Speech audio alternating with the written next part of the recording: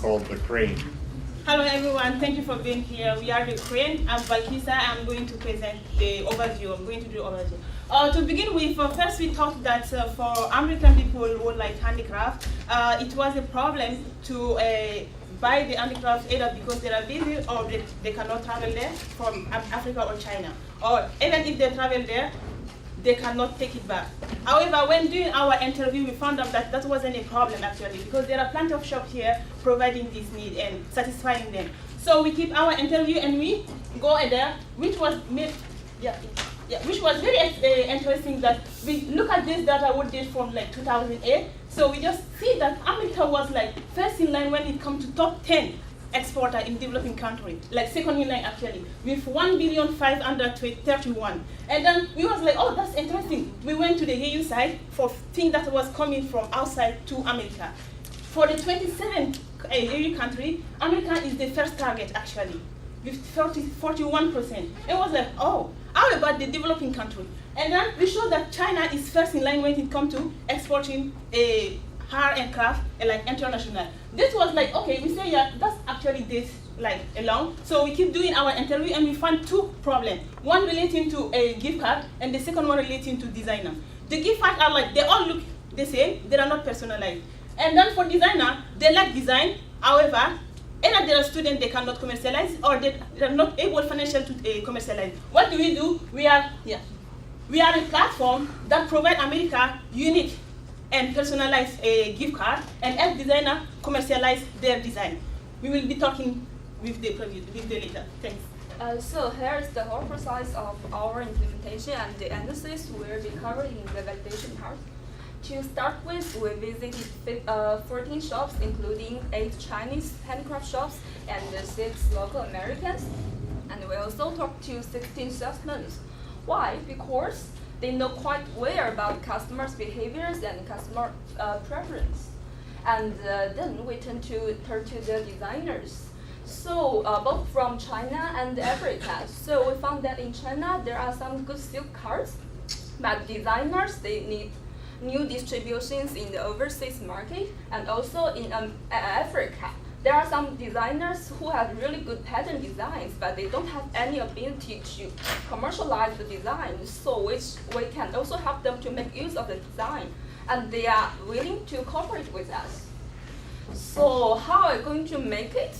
You know, it is really hard for us to start a real shop here in the US, so we came up with the idea, maybe we can start selling the product online, and luckily we found that the online shopping penetration in the US keeps growing over the years, and last year is even more than 50%.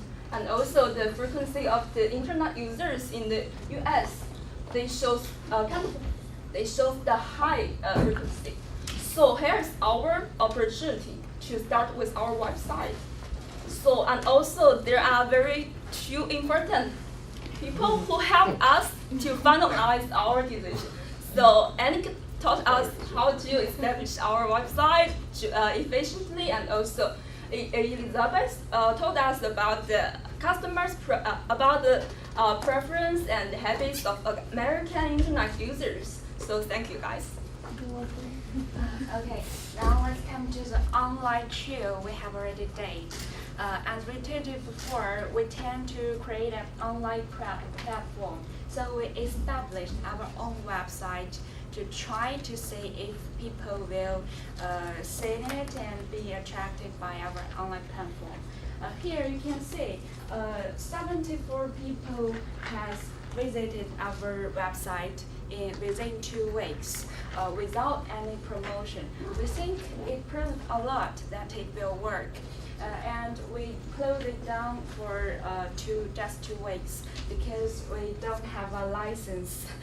So we got our takeaway, that is we need to do some deep research about the licensing.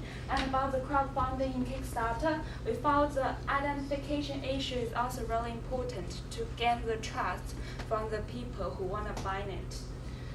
Now let's come to the specific products we will sell on our platform at the beginning stage.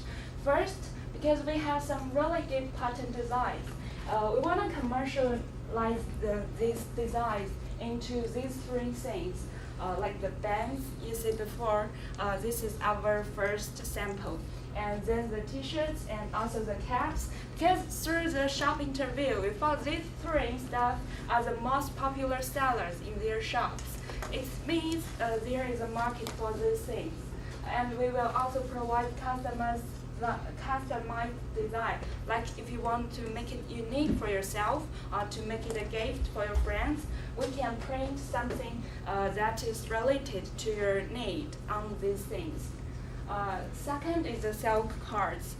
You can see these are silk cards from China. The core part is made by silk and with the Chinese featured design.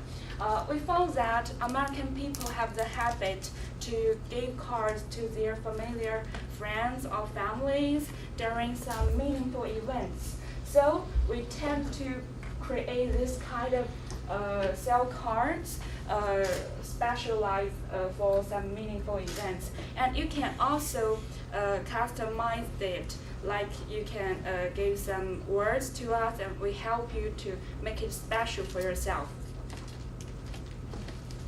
And to get the customers' feedback, we actually went out to street like Times Square and around the school. And we showed our sample, the silk cards and bag, and interviewed around 20 people. And they actually said, I really want to buy this product. It's so chic, it's so cool, something like that. So it was really positive. And we also did an online interview, like in SNS, like Facebook, Instagram, and Twitter. And we got likes and comments from around 300 people. And Stephen will explain. The last part is about the market validation. The first we did the value proposition. As you know, our value proposition is that we supply personalized handicrafts to American customers, and we also help the designers to commercialize their own designs for American customers. As you can see, in crowdfunding, 37% of them want to pay, and for the street interview, it's 67%, and social media, 68%. All of these show that our products really help some of them to solve their needs. And for the designer, we interviewed some designers from China and from Africa. You can see in this sheet. For the Chinese designer, 63% of them are interested in cooperating with us, and the African designer is about 60%, and the total is 61%. It also shows that we can help some of the designers to solve their needs. Yeah, next part. So we did some research online from according to a lot of criteria that female will perform better than male on online shopping behaviors, and they also have these kind of special characteristics on online shopping, like they making decisions on a more emotional level, and they loyal to good service. They perceive higher levels of risk, and they're more likely to respond to email marketing. And then we find some evidence from our street interview and social media analysis. We found that the majority of our interviews, mostly they are 18 to 45 years old females, and also what's more importantly, 85% female group, they are willing to pay, but only 30% of males, they are willing to pay. And this is data about social media. So we also found that females are more interested in this kind of handicrafts information or pictures or websites, and they are more likely to pay. That's all. Thank you. Thank you.